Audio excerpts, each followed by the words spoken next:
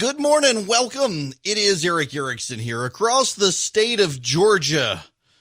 The phone number is 877-97-ERIC, 877-973-7425. Glad to have you with me this morning. Joe Biden and Donald Trump both coming out saying that we're not going to be defunding police departments. Here's the president. This has been a very strong year for less crime. Let's put it that way, less crime. And there's a reason for less crime. That's because we have great law enforcement. I'm very proud of them.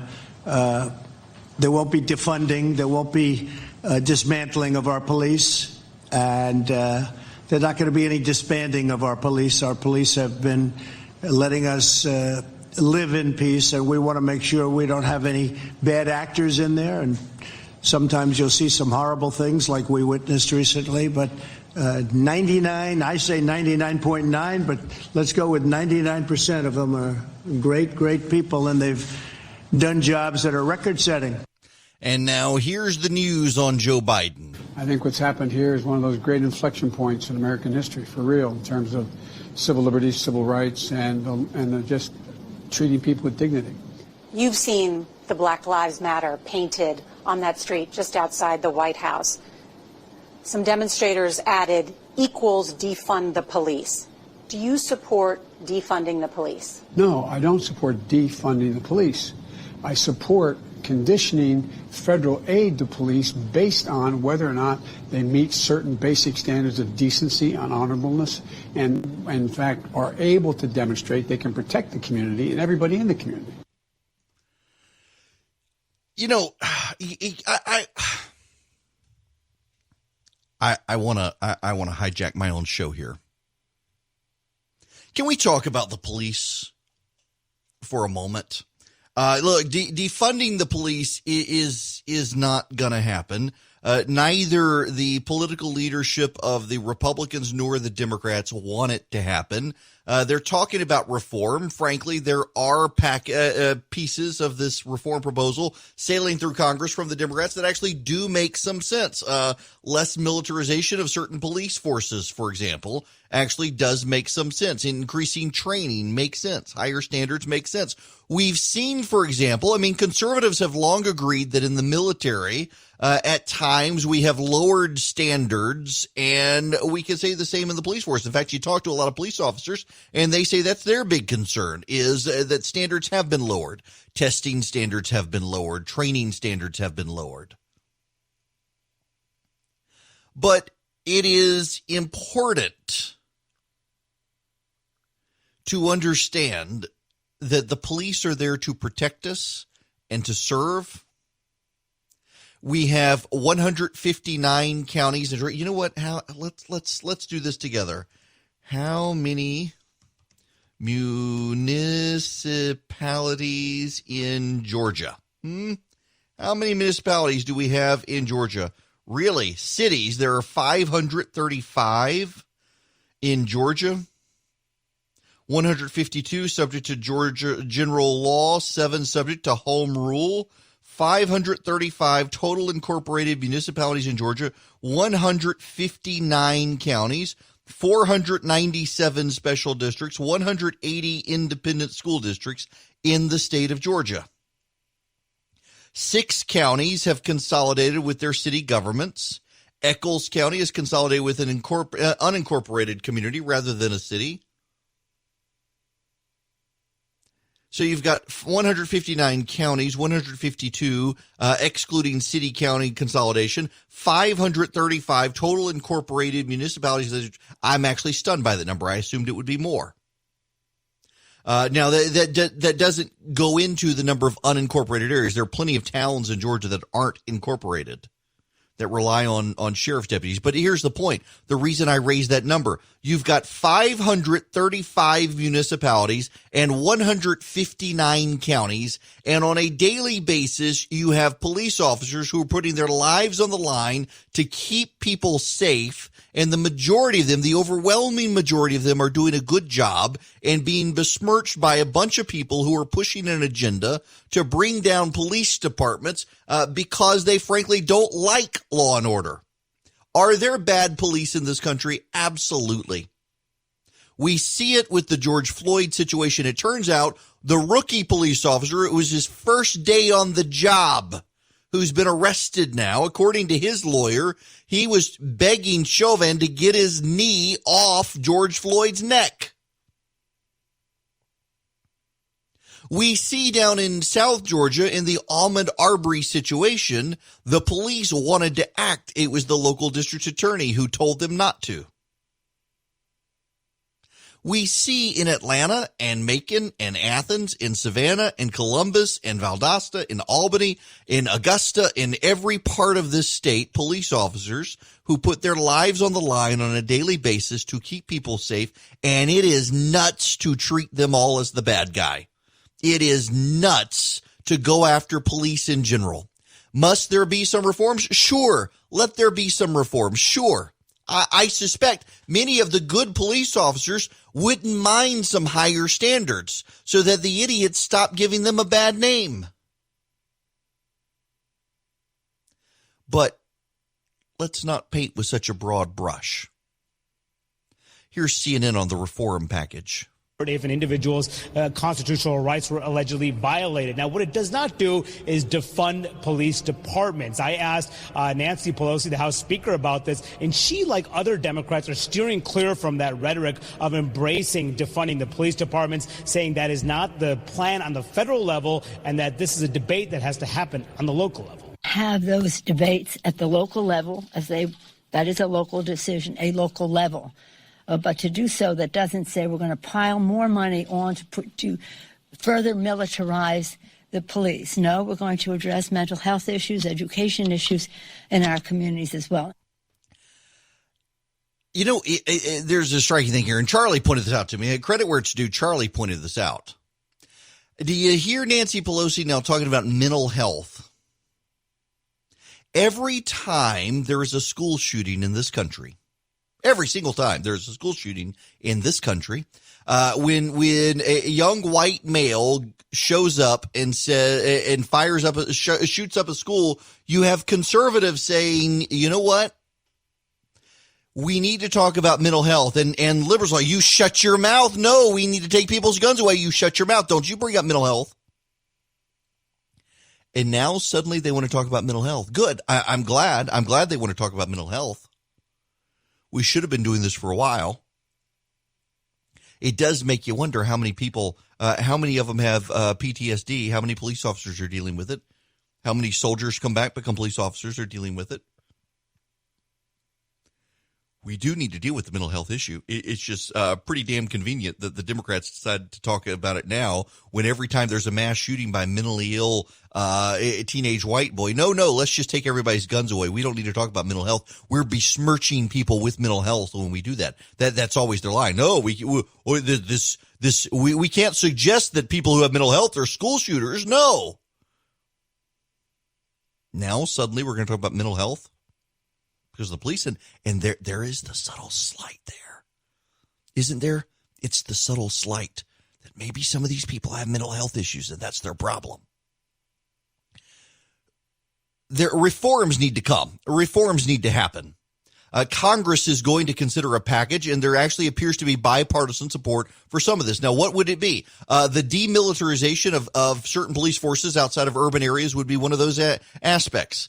The retraining of police officers, the increased training of police officers, higher standards and possibly higher pay for police officers. One of the issues is pay for police officers, where many police officers are worn out working multiple jobs, doing part-time work because they got to make ends meet because they're not well paid by their local law enforcement. You know, we had the situation here in Georgia. You remember this from a couple of months ago? The entire state trooper class was fired because it looked like they all cheated on a test on how to use the laser speed detection devices. Got to deal with problems like that. Yes, everyone could use improvement. My goodness, the President of the United States could use some improvement too. You could, I could, all of us could, police could. But there is a real and dangerous thing happening around the nation right now where left-wing activists, through the organization Black Lives Matter, are trying to undermine police forces and put police at risk. The Black Lives Matter organization, is different from the statement Black Lives Matter. The statement is a statement of fact. It is a statement that is not up for debate. The organization itself is radically progressive, hostile to Christianity, hostile to police forces, intrinsically, by the way, opposed to the idea that we should see past race, that we should be a colorblind society. No, it advocates strongly that it should be a black organization. There are sadly some churches today that wish to go down the road of working with Black Lives Matter. They should avoid it like the plague. It is a progressive, far-left advocacy group. But we should remember that black lives do matter. You can say all lives matter, but I hope you do understand from people who are really concerned about this issue why they're focused on saying black lives matter. Because yes, all lives matter, but we're not seeing all lives in the Ahmaud Arbery video or the George Floyd video. We're seeing black lives. And their lives don't seem to matter to some people. With the DA in Brunswick, they could cover it up, or at least try to, until the video came out. And the George Floyd situation, they probably would have gotten away with that as well, had the video not come out. Black lives do matter. We can focus on that.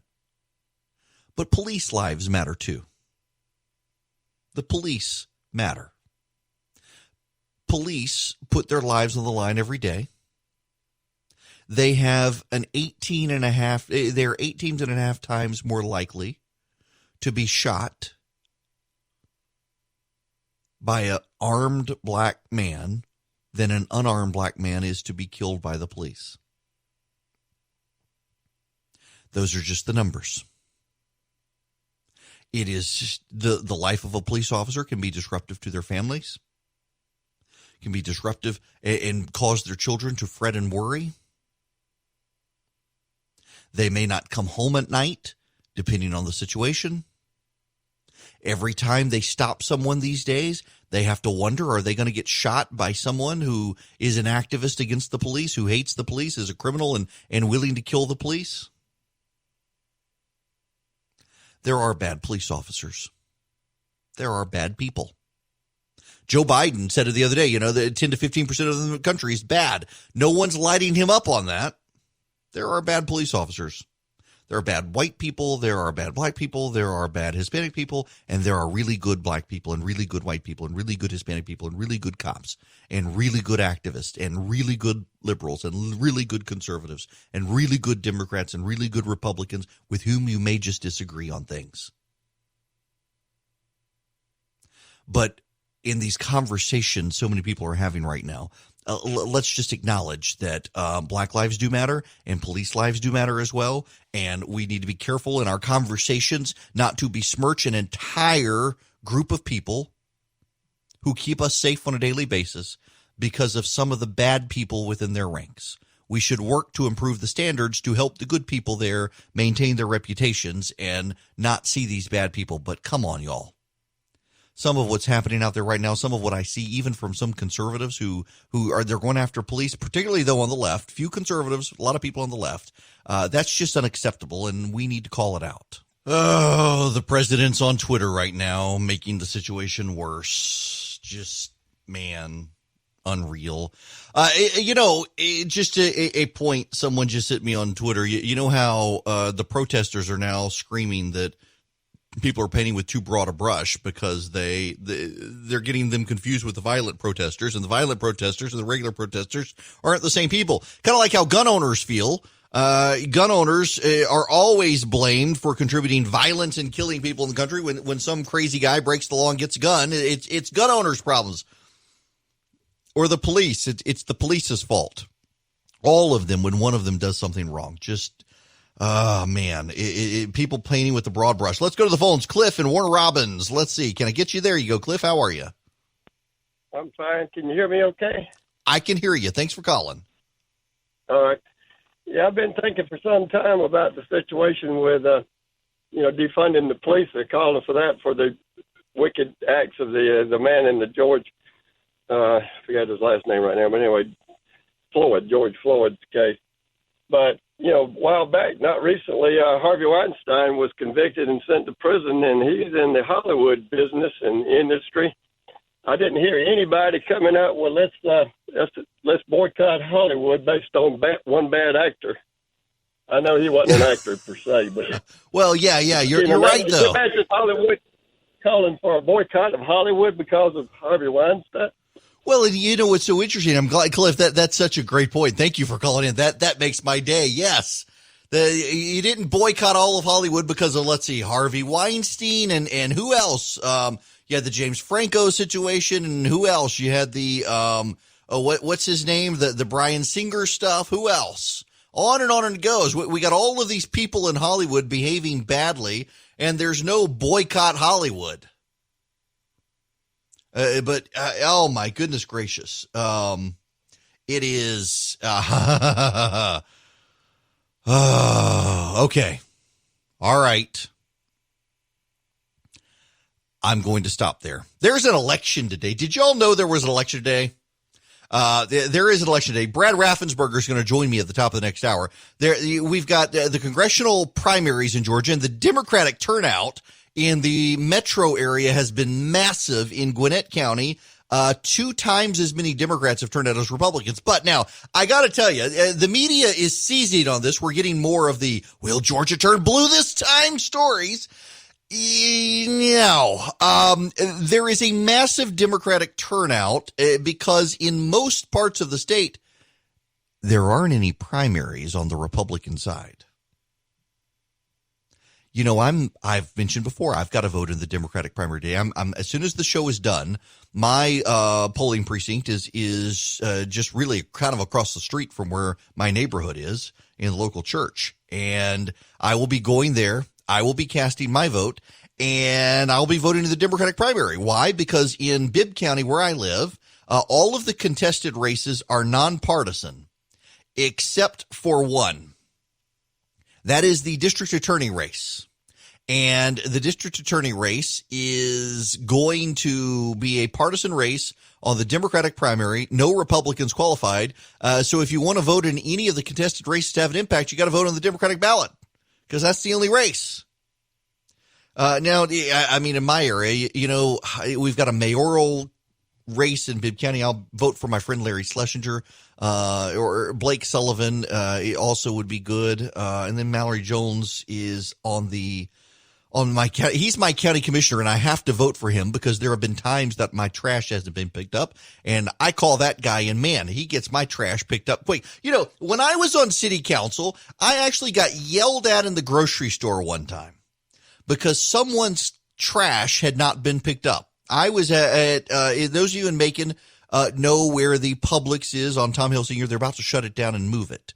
And I was in there one day, and a guy came up to me and introduced himself, and he was very upset. His trash can had not been picked up, and he was very livid about it. And he had tried to call me, but he hadn't actually tried to call me. He had called city council, and no one had relayed the message to me, and he was just hopping mad. He had all this trash outside, and it turns out when I started talking to him about it, he hadn't rolled his trash can down. Now, that y'all, the one thing you know in life is that you need to roll your trash can down to the curb before the trash trucks go by, because they're not going to come back and get your trash. This is not trash pickup on demand. And this clown thought that for some reason he rolled his trash down, and we should have them come back because by God, he pays his taxes. That was always the worst. So I used to live across from Crazy Pete, and Crazy Pete came into my yard one day and started yelling at me because I was on the Sports Hall of Fame Authority in Georgia for a while.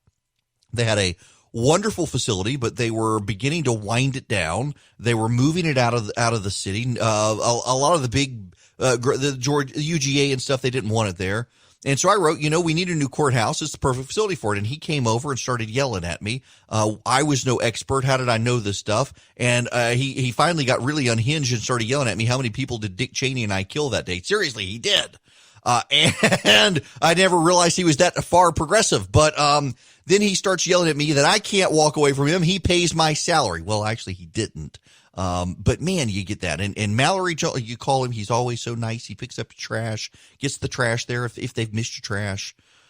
So I'll be voting for him. Be a good city councilman. Make sure your citizens' trash is picked up. So do you want your most bizarre thing you'll encounter today? I just saw this reporter circulating a tweet from someone asking if Amazon would deliver to the Seattle Capitol Hill Autonomous Free Zone, or Cap Hill Autonomous Free Zone. And I thought, what on earth is this? So it turns out that Antifa folks and others have established a 6-block autonomous zone in the Cap Hill section of Seattle. They've walled it off with barricades. They've got teams setting up bathrooms, distributing food and water. They've disabled security cameras, and they're policing the place themselves. And the Seattle government seems to be letting this happen. Now, that place, Seattle loves and condones this sort of stuff, so you're not going to see them suddenly vote Donald Trump. But it is bizarre. It is truly bizarre. Y'all, I want to talk about something, and I am going into this. Let me admit, for those of you who can't tell from my voice by virtue of radio, that I am very much a white guy. In fact, I just turned 45. 45-year-old, now officially middle-aged white dude. But I got an email, and it struck me.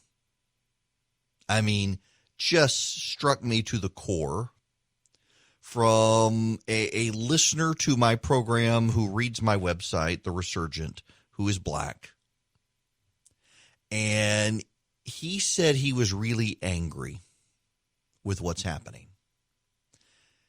And not in the way that you and I might think. He's angry because he believes that George Floyd and Ahmaud Arbery's death are tools of convenience. And what he means by that is every single day, black people in this country are killed. They are either killed at the hands of criminals or police or through neglect in failing, crumbling systems. And the only time that they come up is when it's caught on video and social grievances from the left can be nursed and expanded and pushed. And that is his concern. It is his concern that we forget about all the other black people who have died through lack of good medical care where they live, through drug addiction, through crime, through a host of other issues, unless it can be caught on tape. And his frustration with that, and I was just really, really struck by it, is he feels like unless it gets seen, it's ignored. And so we're seeing what happened with George Floyd. We're seeing what happened with Ahmaud Arbery. And we're not seeing what happens elsewhere. And his point, and this is the larger point of where he went, is that he is frustrated that people peddling progressive agendas are pushing essentially for expanded government care when he believes that it is the government itself that contributed to the collapse of these problems. It is the government itself that broke apart black families. It is the government itself that decided that you didn't need a dad. It is the government itself who put these kids in failing schools and won't let them out and won't let their parents get them out. It is the government in itself who passed expansive crime laws that then allowed people to target the black community. It is the government itself that did all of these things. And the solution from the left is, hey, let's have more government, but we'll be in charge of it. There was a record night of violence in Chicago. More people killed overnight in Chicago than I think at any time. The number of homicides in Chicago last night was at a tipping point. Overwhelmingly, if not all black. I do not know the names of all the victims, and neither do you. And it goes unremarked upon by the media. It goes unremarked upon by the Democrats. It goes unremarked upon by Republicans. And I realize, again, it is awkward for me to be the guy to be here and say this because I am a now officially middle-aged white guy. But when your solution to the problem is to expand the agents through which the problem grew, it's probably not the real solution. And when you advocate for public policies and solutions, and you ignore all of the other underlying issues, I think you got more problems. You know, the answer is not everything is systematically racist.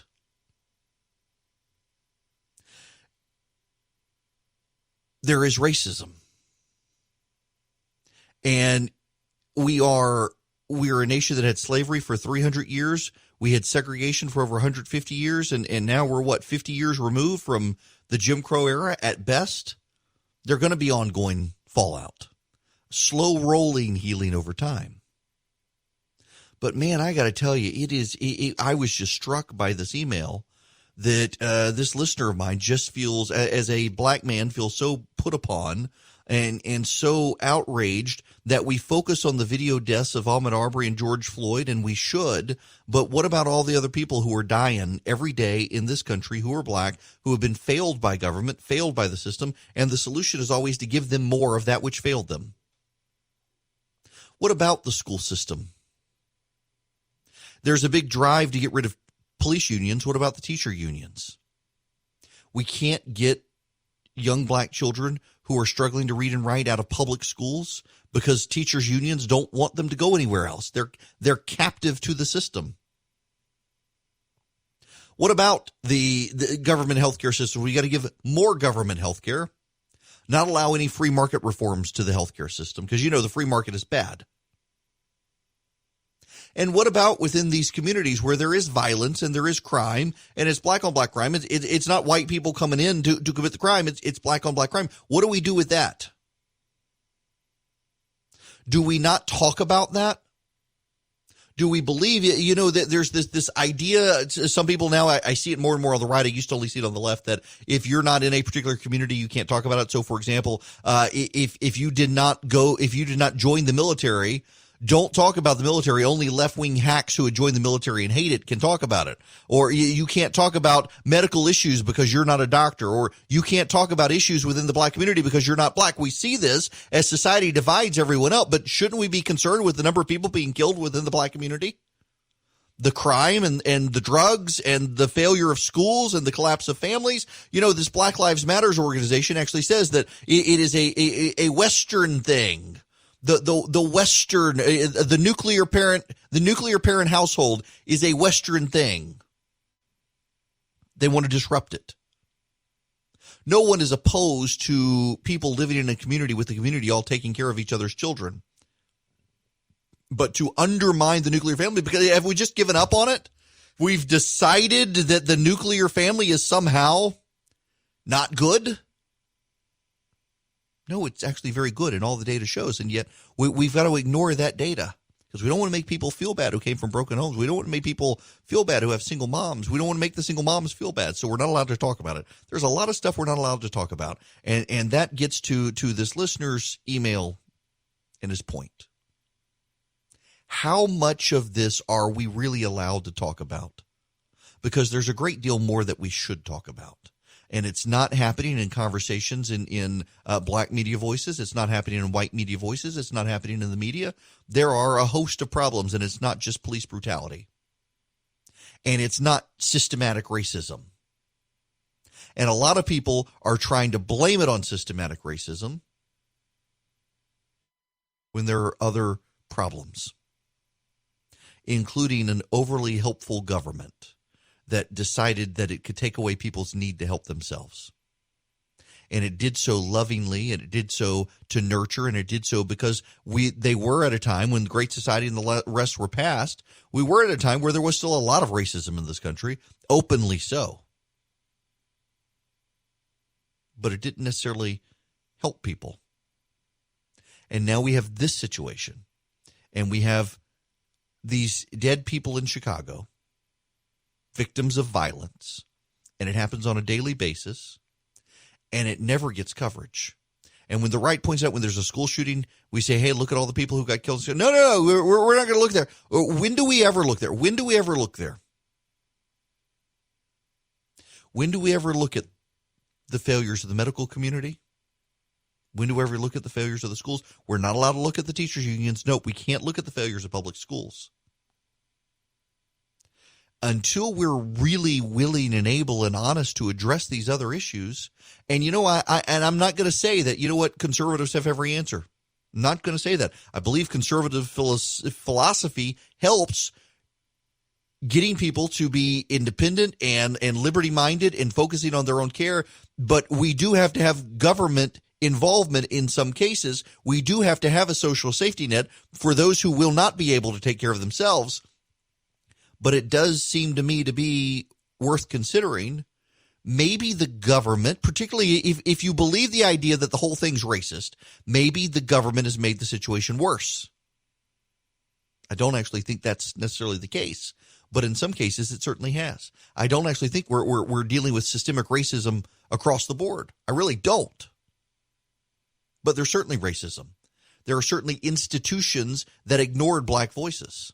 There are certainly institutions that ignored the black family. There are certainly institutions that could have been better. But there are a whole lot of institutions right now, including the media, that are ignoring those same things. They want to focus on this aspect of it because it was caught on tape, and you don't see the daily death toll. You don't see the daily inequality. You don't see the daily lag in healthcare. You don't see the daily communities crying out because of crime and drugs in their communities. You don't see that. Nobody talks about that. And when you raise it as a white person, frequently when you raise these issues, you're not allowed to talk about these things. You're just not. Well, nobody else is. Who's going to talk about them? When do we talk about these things publicly? Because I guarantee you there are actually people listening to this right now who are white, who are thinking, you know what? The reason the police do this is because of crime in the black community. And crime is so much more in the black community. And black on black crime is such a big thing. That's why the police do it. There are people who I guarantee you are out there saying that right now. And it would help if we actually started having conversations instead of letting those ideas fester. It would help if we actually had deeper conversations about what is going on and what can we do. And it's not all the system. At some point, you have to take individual responsibility. But let's not ignore all of that happening right now. Let's not ignore those deaths. Let's not ignore those people falling behind. Let's not ignore the collapse of public schools. Let's not ignore any of these things. And yet we are. And so to go full circle, I have got this email from a listener who is black, who says, we should focus on the outrages of George Floyd and Ahmaud Arbery caught on tape. But why do we only focus on those when caught on tape and not all the other outrages that are out there that should make your blood boil on a daily basis? Not all because of government, not all because of systemic racism, but frequently within the black community, and no white people seem to ever want to care or talk about it. I did reply back, and one of the things I did say to him is, I get the sense there is a fear in the media, in particular, white people in the media, that you're not supposed to talk about this stuff, and that if you do, somehow it's dredging up racism, which can't be the case. There need to be conversations, and right now there aren't, and that is as much of the problem as the rest of this. It's good we've begun the conversation, but I also have the sneaking suspicion it's going to be left by the wayside. That is a problem in and of itself. As these protests gather and these protests continue, and there are more and more cries of of injustice, and we've got a revolution. And this is part of the problem is the left can't help it. Ann Richards would say, the former governor, they can't help themselves. They can't help it. They want to overthrow the system. Listen, you've got the New York Times peddling the 1619 Project, that all things in this country are racist. The race was the foundational base of the country. Completely revised history. The left wants to upend all of American history, American society, and the Constitution. Where are the reasonable voices on the right, though, saying we do need to have these conversations? We just don't need to upend the whole system.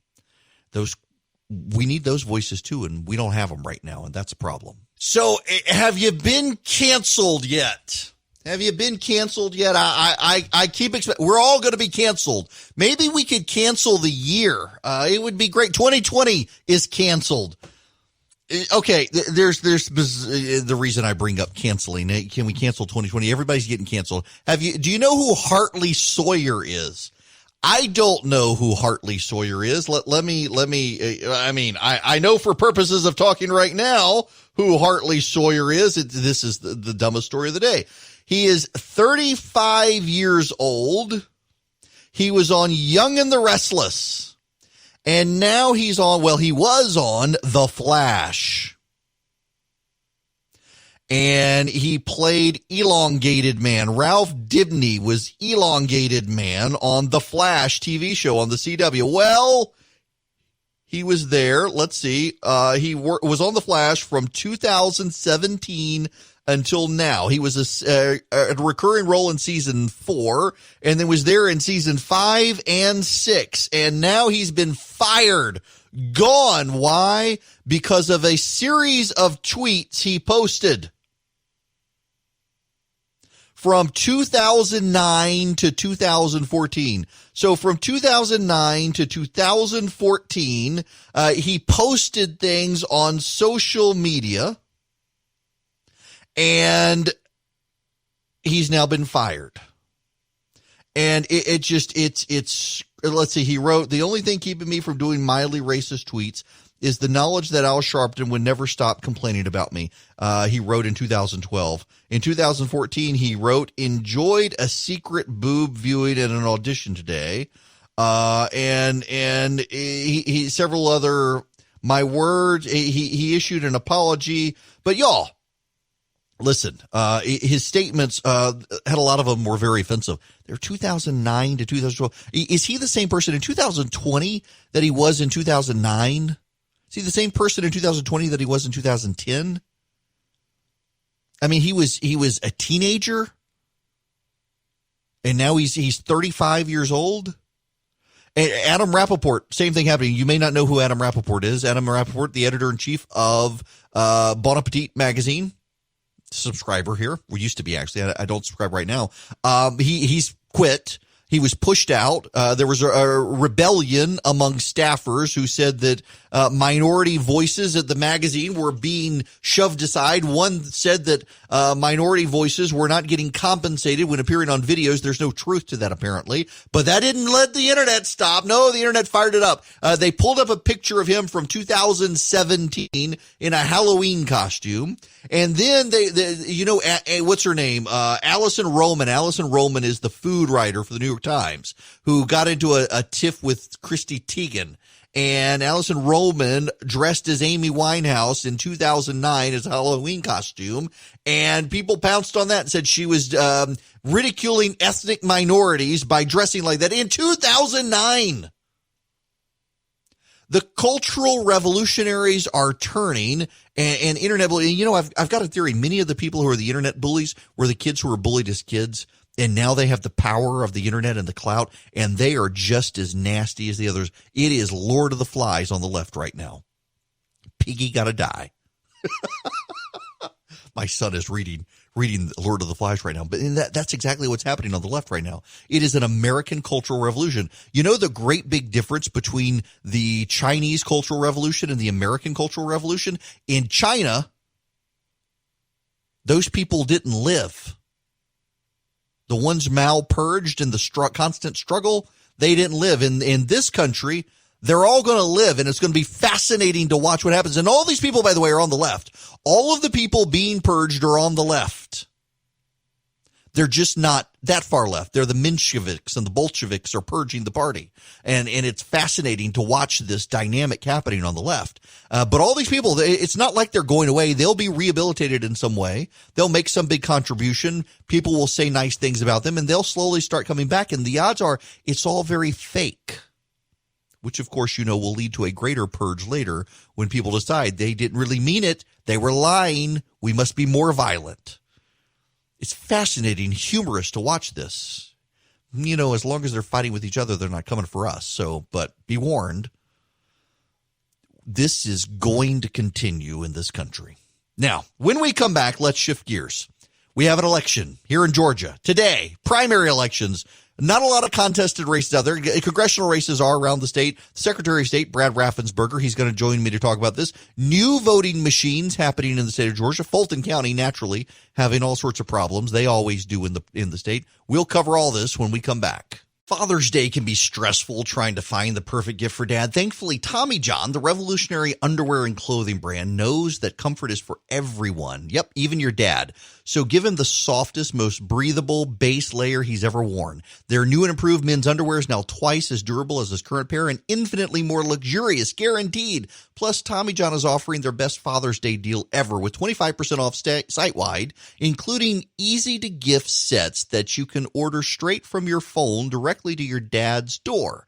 Tommy John's has super soft underwear, undershirts, Lazy Day joggers. In fact, I'll tell you the truth. They're Lazy Day joggers. They sent me a pair of them, and my wife saw them, and she's like, "Are you seriously going to wear these?" And around the house, not only do I, oh my goodness, they're so comfortable. They are genuinely comfortable. And even my wife's like, "Yeah, I wish I had a pair of those," because they're super soft. And they're warm. They're great. Now, remember, get your order in before June 17th to ensure your gift arrives for Father's Day. Tommy John is the perfect gift for all the dads in your life. Deliver comfort to your dad's door with 25% off site-wide at TommyJohn.com/Eric. That's TommyJohn.com/Eric for 25% off site-wide. See the site for... Hello, Georgia, and the rest of the nation. It is Eric Erickson here. The phone number, should you like to be a part of the program, 877-97-ERIC, 877-973-7425 is the phone number. It is election day in Georgia. People are going to the polls across the state of Georgia. We've got the new machines at play in the state as well. There are always issues in Fulton County.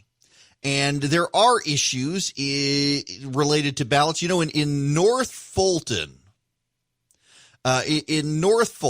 it is the absentee balloting problem. There were so many people who had absentee ballots applications that a lot of them didn't get them, or they got them late and didn't return them.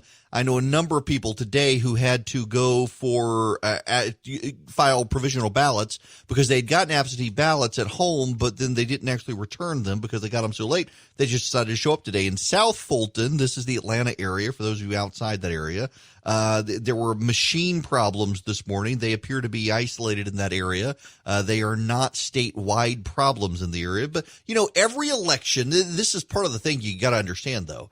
Every single election, there are those political agitators who claim there are a host of problems that if only we would listen to them, these problems would not exist. If only we would do it their way, these problems would not exist. And you got to weed through all of that stuff to get what is actually going on out there right now, and what can actually be done out there right now. And frankly, today is the election. Show up and vote. If you haven't voted absentee, show up and vote. If you don't know who to vote for, I've got some recommendations depending on your part of the state. You can text the word ERIC, E-R-I-C-K, to 33777 here in Middle Georgia. I thought I could vote for Beth Camp. She's replacing Ken Pullen, but too far outside my area. I don't have any contested races as a result on my Republican ballot, so I'll be voting in the Democratic primary, because my local DA, David Cook, who's been a very good DA, is in a highly contested race. And as a result of that contest, I'm going to vote. I mean, it's the only contested race on the ballot other than the nonpartisan races. Now, everywhere you go in the state, you're going to have judges. You're going to have Supreme Court, and you're going to have Court of Appeals. Vote for the incumbents, please. Regardless of where you are in the state, you'll have the same races for the Supreme Court and the Court of Appeals in Georgia. Vote for the incumbents. It is critically important you vote for those incumbents.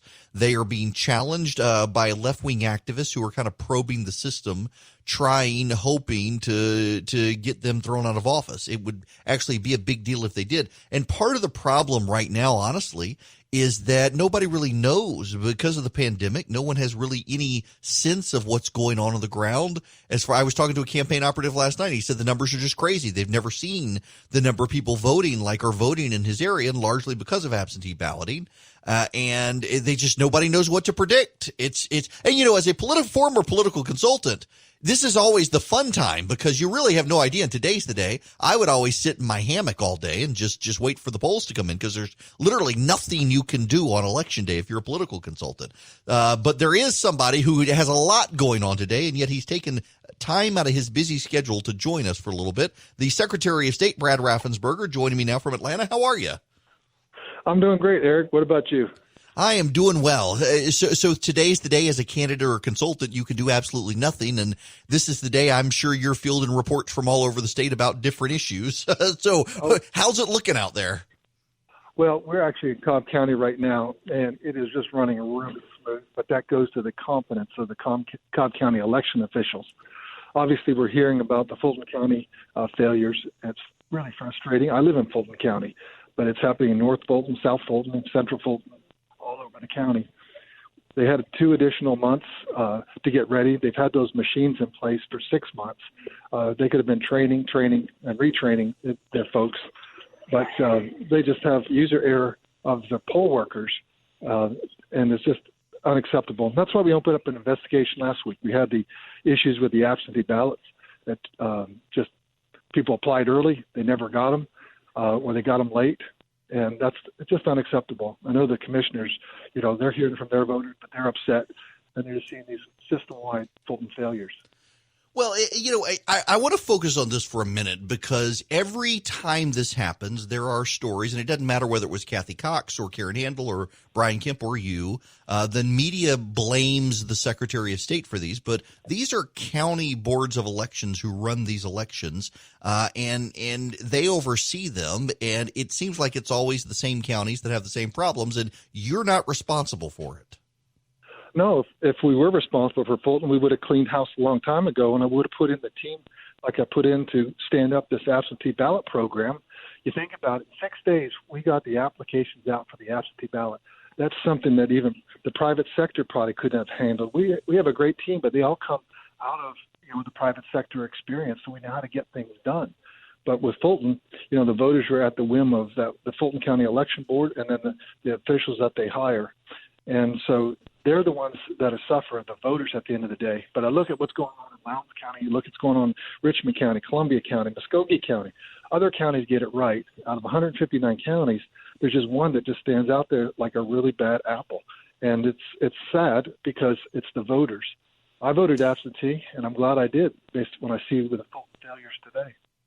Well, now let me ask you about voting absentee because you really did get the jump on this, and there were some people who were somewhat critical of you. I'm glad you did. I actually decided I'd just go vote in person because I want to see the new machines today, and I ran out the clock too. Let's be honest, but at the same time, you had massive success with absentee balloting.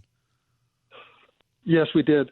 Well, one of the things that many people don't understand is there is really a rightful concern about the absentee ballot for many other states. But in Georgia, last year, with House Bill 316, we made it illegal to do ballot harvesting. That's a good thing. We also allowed us, the Secretary of State's office, to join ERIC, the Electronic Registration Information Center, so we could update our voter rolls. In Los Angeles County, they have 1.5 million more registered voters than people that live in the county. Now, what does that lead to? Dirty lists lead to voter fraud. And so Georgia has done a really good job. And we have signature match. We also ask for your birth date on the application. So I feel really good about our process. We have guardrails in place, and the General Assembly, understands that we need to have appropriate guardrails. We want everyone to vote. We want to make sure that it truly is a person that lives in Georgia, lives in the right district, and fills all the qualifications to be a lawful voter. Now, what do you say to people who would want to expand the absentee process or get rid of in-person voting altogether? Get rid of and go to there are a number of people on the left right now who want to just get rid of in-person voting altogether and just do absentee voting. Absolutely not. If you really look at in Georgia, up until this election, only 7% of our voters would actually vote, through the absentee process. People like showing up at the polls. It's really, and it's bipartisan. Both folks like showing up at the polls. It's just in our DNA, perhaps. And I think that's the way we need to go. We just need to make sure that we have the appropriate guardrails in place and make sure that we have up-to-date equipment, which we put in place this year. So I feel really comfortable where we are. We also have right now a bill in place that's over on the House side to shorten lines, and that would be a great thing to do. And that would really help, 2 years out when we have more congressional races. Now, regarding that shortening lines stuff, one of the issues that we deal with every year here in Georgia is we largely rely on senior citizens to help run the polls with the various poll workers in the state. And every year there seems to be a concern that we're not going to have enough people. A bigger concern this year because of the virus. Can you talk about that and what can be done to help alleviate that situation? Well, it's really poll worker recruitment needs to go year round. And really an off-year cycles to get people really, first of all, awareness, how important that role is. And it really requires people to have the most important margin in your life is time margin, because it doesn't pay that much to be a poll worker. And that's why, generally you'll find, people, they've finished up their career, and so now they have some time to really give back to the community. And it's true community service when you're a poll worker. But it's very important because if you don't have poll workers, then how would you run an election? So it's critical. And obviously with COVID and the average age of our poll workers being 70, it just threw some challenges there for the counties. But the counties have really done a good job, by and large. Other than the issues I'm seeing in Fulton County today, I'm really pleased with, the efforts of our county election officials. Now, let's expand this a little more because this is the first year we're using the new machines. How have they been received so far? Very well. I think what I hear the most, I guess the comment I hear the most is when voters say, I really feel like my vote counts, so I could really see my choices before I actually, put it in the scanner, and they could actually verify that that's who they wanted. It just is really giving them that internal confidence that it actually was recorded. With the DRE machine, sometimes you wondered when you pressed all those buttons, did it actually get everything I wanted? And after you press the button, you can never really verify your choices. Here, you print out the ballot, you can look at all your choices, verify your choices, and then you can put it on the scanner. And people just really like that, and I think that's good. When we have confidence in the system, the more areas we have confidence, I think the more stable it makes our society, that people know, hey, that person really did win, and that person really did lose. And then when someone really does lose, they can't be running around trying to make money off it for the next 3 to 4 years. Well said. Now, one last question for you here. When the election ends this evening and we go through, the absentees are counted and the provisionals are counted, you begin to certify the results. What sort of things does the Secretary of State's office look at retrospectively to see what can be done better the next time? Well, we'll look at the whole process. What could we have improved? What would have been something maybe even faster? What could we streamline? There's a lot was thrown at us. We're always going to do a 360 and look at best practices. And then we'll also look at other states. If the other states do some innovation, we say, well, that's a great idea. And obviously, if there's things that happened and they warrant investigations, then we'll do investigations. We've already opened one on Fulton County. Well, good. I'm seeing it trending on Twitter right now as what's happening there with those lines. So thank you for doing that. And thank you for stopping by today and for rolling out these new machines. I hear good things about them. I'm excited to try to use them today. Well, good. Let us know what your experience was like. Thanks so much, Jared. I sure will. Thank you. Secretary of State Brad Raffensperger joining me from Cobb County today as he goes around the state looking at what's going on. It is an election day in Georgia. You can get out and vote until 7 o'clock tonight across the state if you haven't cast your absentee ballot, and you got new voting machines to try out when you go. It is election day in Georgia, and man, I got to tell you, it is fascinating to have seen. What did we do several weeks ago? We had protests, the people who want to open up the country, and the media shunned them and shamed them. And then we had this call for vote by mail. We can never go back to the polling locations again. We can never do it. Vote by mail. Now all of that has disappeared. Poof, gone. And now we're focused on we got to have protests. We got to march in the streets. We got to do these things. Listen to this. Monta, I think the Washington Free Beacon put this together. Credit where it's due. I think it's them put this together on the media's reversal. And a far more serious scene. Watch these images. Really just an ugly, dangerous scene at the state capitol in Michigan. As we look at this extreme group of people, those pictures and those clashes really show the chaos. And you're out there with guns? I don't want to call them rallies. They're not protests. These quote-unquote protests. I don't even think that that's the right word because protests are supposed to be peaceful. I'm not embarrassed to say that I was afraid.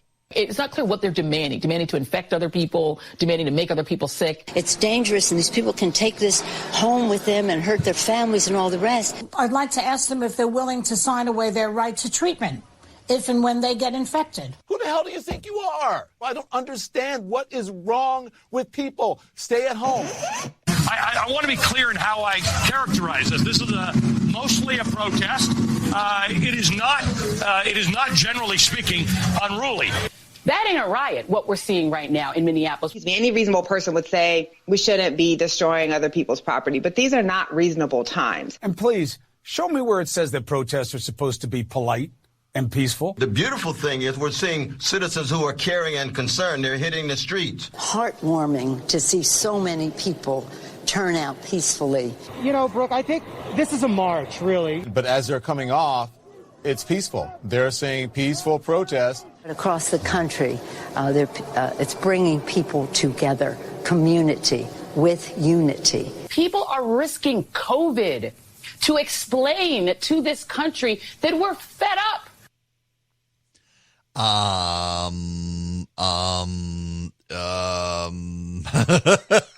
Y'all, it is striking. It really is striking to see the reversal here. Listen to this NBC News medical contributor. Absolutely, Nicole. I was out with other physicians and nurses in Seattle over the weekend where we had a Doctors for Justice march. And what were we doing? We were passing out masks. We're making sure if you didn't have a mask and you had a megaphone, you were protected. Some of my colleagues were handing out Purell. We want, as much as anything, for social justice to take the center stage because poverty, racism, they have actually bigger killers than coronavirus by the statistics. So this is the right thing to do, but to do it safely. So masks all the time. Social distancing as you can do it. Purell, minimizing touching your face. Those things, we keep beating that drum. Those are important. If you're a doc, a nurse, if you're a healthcare professional out in a protest, please be somebody that's passing on this message and evangelizing in it. Bring masks, bring Purell with you. So there's a way to do it and hopefully do it safely. I will say we should all be expected that cases are going to rise. We have a study out of Germany, Nicole, that showed people that went to a carnival, transmission rates had increased almost threefold amongst individuals that went to a carnival in Germany. And so we should expect an increase in cases, and it's going to stress our healthcare system. Doesn't mean that we shouldn't be out there protesting. It's fascinating. They would not give this advice to the people who wanted to go back to work. They would not give this advice to the people whose businesses were going bankrupt. But they want to give it to the protesters now. They don't want to shame these protesters. If you're white protesting because you're going bankrupt, well, by God, let your business burn. But now, no, let's get out there and put on a face mask and protest. The whole thing is just hypocritical. Listen, I have a fear that there will be a second wave of this virus. and that it will be bad. And it will be made worse because epidemiologists across this country and the news media have completely discredited themselves. When they told everyone to shelter in place to flatten the curve, and we did, and the curve was flattened, then they said, no, you can't leave yet because we haven't cured it.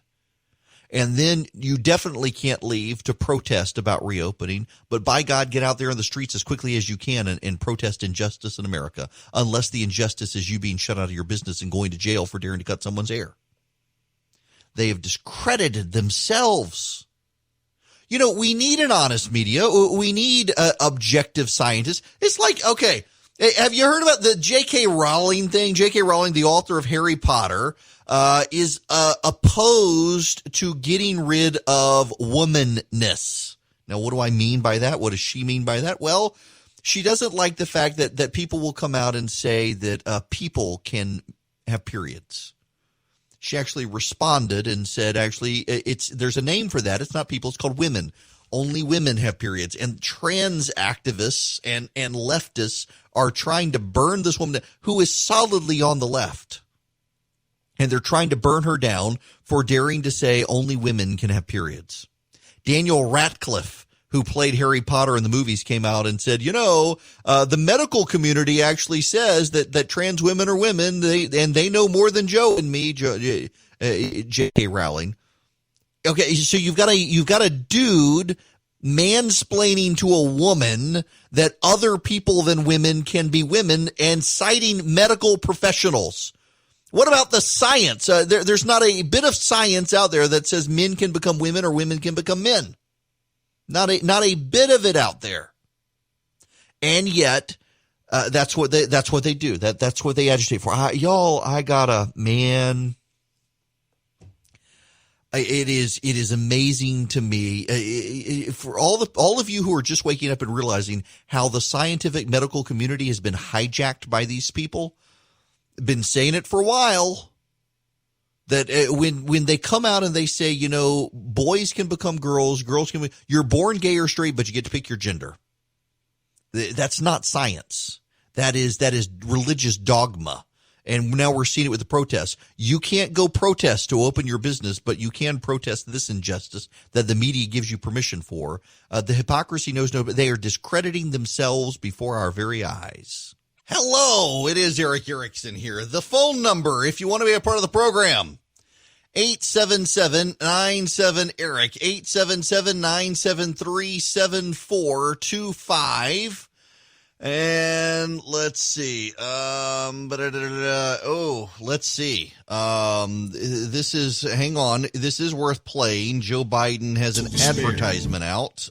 We should play this. See what it is. I haven't seen it yet. A Republican friend of mine sent it along and said, oof, this could be powerful. What is it? The history of this nation teaches us that in some of our darkest moments of despair, we've made some of our greatest progress. The 13th, 14th, 15th Amendments followed the Civil War. The greatest economic growth in world history grew out of the Great Depression. The Civil Rights Act of 1964 and Voting Rights Act of 65 came in the tracks of Bull Connor's vicious dogs. To paraphrase Reverend Barber, it's in the morning we find hope. It's going to take more than talk. We had talk before. We've had protests before. We've got to now vow to make this at least an era of action and reverse the systemic racism with the long overdue concrete changes. So that's what the presidency is. The duty to care. To care for all of us. Not just those who vote for us, but all of us. Not just our donors, but all of us. It's going to take the work of a generation. We stand together, finally as one America, we'll rise stronger than we were before. Look, that is a good ad. It is a good ad. And it is probably a measure of the ad that all sorts of Trump supporters are pouring down vitriol on it right now. But listen, give the man his due. He put a good ad. I'm still, even when I see the Joe Biden when I see him, the Joe Biden of today. Now, I realize he's had some work done, and he can deny it all he wants. He's had some work done. But the Joe Biden of today is not the Joe Biden of 4 years ago. The problem the president has, though, is there are a lot of people who don't care. The president is online right now tweeting about how this is a conspiracy. You know, the cops who shoved the 75-year-old guy. He could have been Antifa. The president needs to delete his Twitter account and focus on getting people back to work and keeping them safe. And right now, you know, Tim Alberta, who is of National Review pedigree, is conservative, now writes at Politico, has had enough of Trump, has never been a fan of Trump, doesn't like Trump, it writes critically of Trump. But I've got to tell you that he is noticing a trend among younger Republicans in particular to abandon the law and order sentiment of the president. Now, and you need to understand this, because it has nothing to do with being soft on crime, but it has to do with abandoning old rhetoric and changing the way we talk about the issue, recognizing there are problems. And you do have some voices. For example, Tucker Carlson went after Nikki Haley for daring to express some level of empathy in the George Floyd situation, wanted to toe the line. And listen, Tucker's got a massive, massive bully pulpit out there. And he is going to be able to cajole some Republicans to hold the line. I'm not sure, though, how well the line can be held, except for the fact that I'm convinced the left overreacts on all this stuff. They're going to overplay their hand on this stuff. The left always overplays their hand on this stuff, and they will do it again.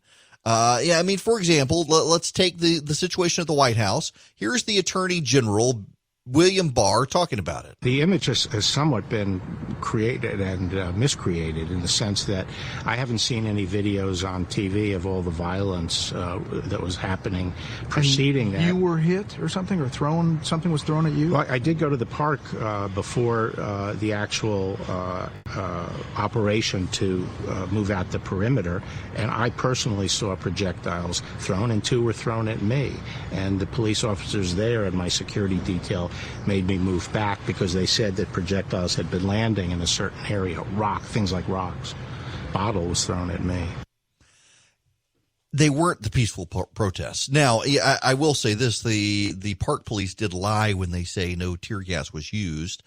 Tear gas is not just one particular type of gas. It is a variety of things to make people tear up and cough. They use smoke canisters and pepper spray or pepper pellets together to get people out of the park, to clear it for the president. We now know that the original story as well from the White House wasn't quite truthful. There was some level of coordination there.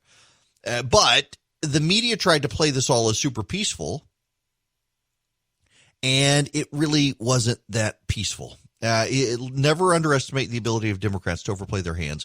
In fact, I'm told reliably by one of the senior Democrats that they are deeply concerned about the far left within the Democratic Party right now. They're deeply concerned about the Alexandria Ocasio-Cortezes of the world pushing the party further to the left on a host of these issues. In fact, the Democratic Party leaders are behind the scenes pushing back very hard on the idea of defunding the police because they're afraid that these progressives are going to overplay their hands. It's going to be fascinating to watch Donald Trump get reelected after all this. Because, you know, if the election were held today, a whole lot of people just would stay home. They're just disgusted. And that actually helps Biden more than Trump.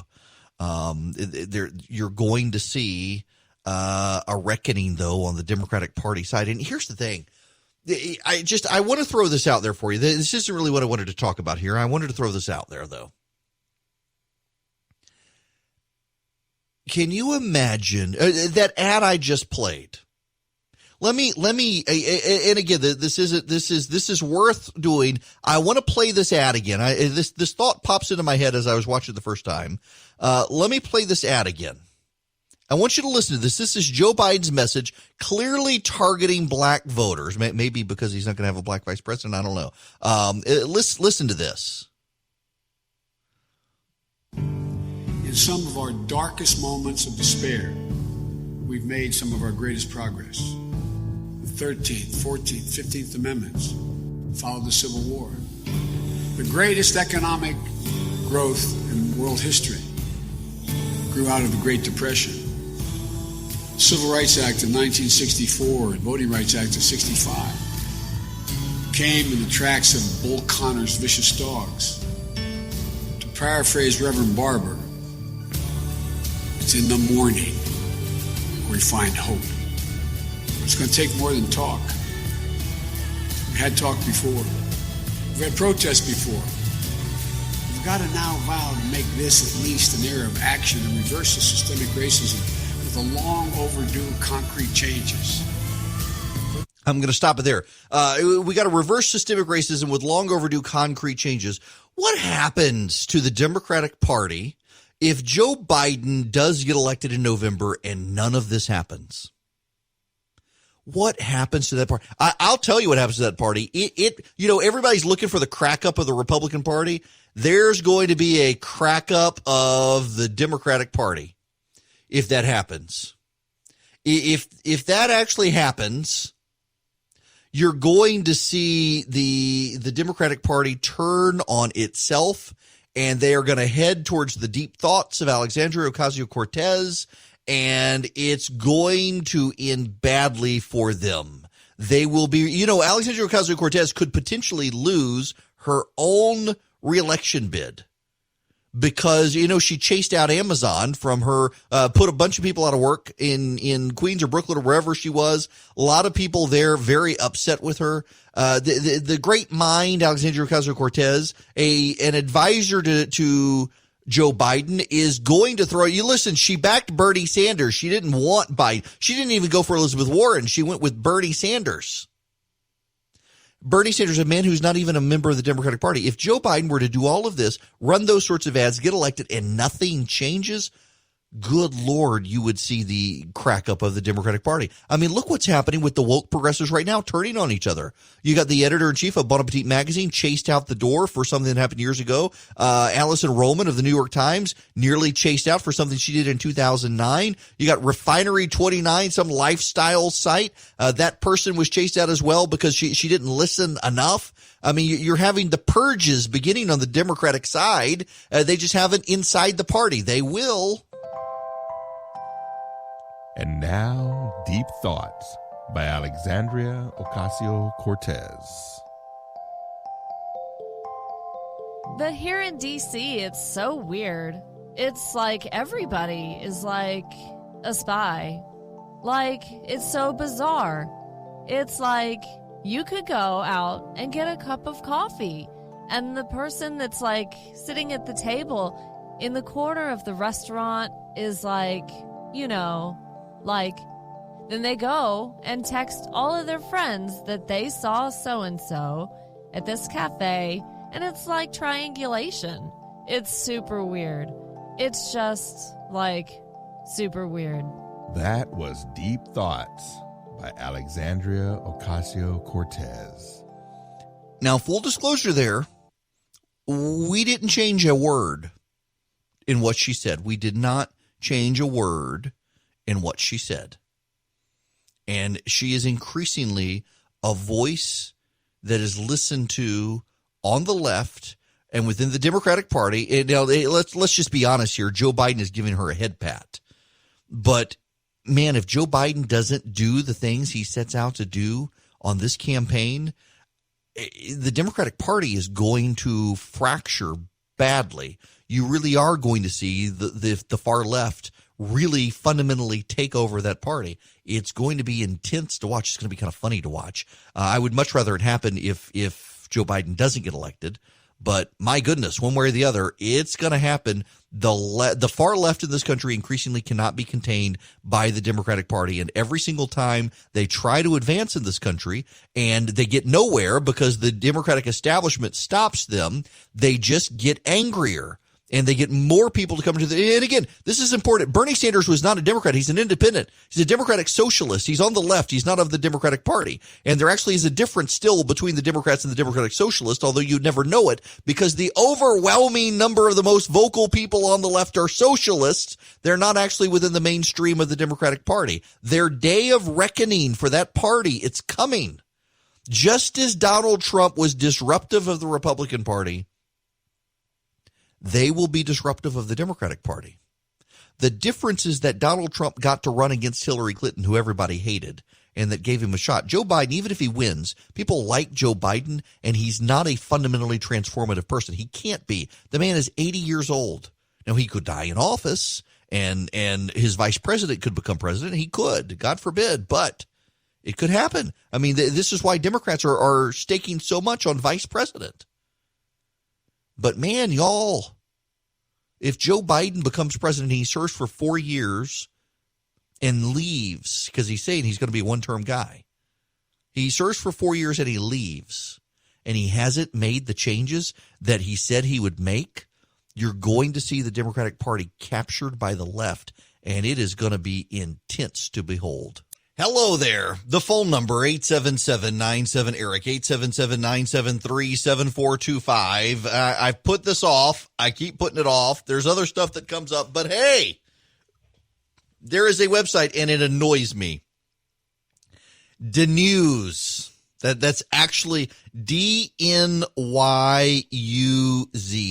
DNYUZ. It deserves to go out of business just for that name. Nonetheless, there is it's in the New York Times. Let's go with the New York Times here.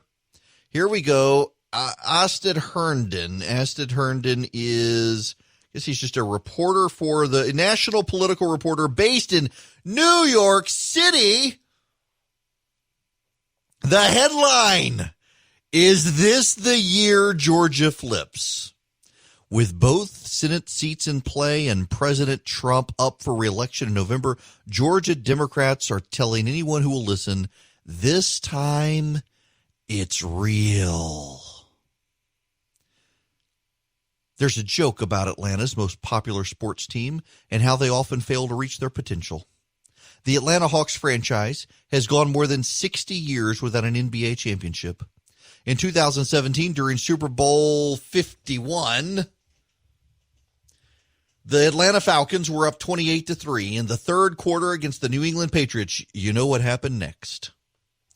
Georgia Democrats, long a source of hope for the National Party, are seeking to avoid a similar reputation. In 2016, prominent supporters of Hillary Clinton's presidential campaign famously crowed about a changing electoral map that made Georgia winnable for Democrats, only to lose the state and the election.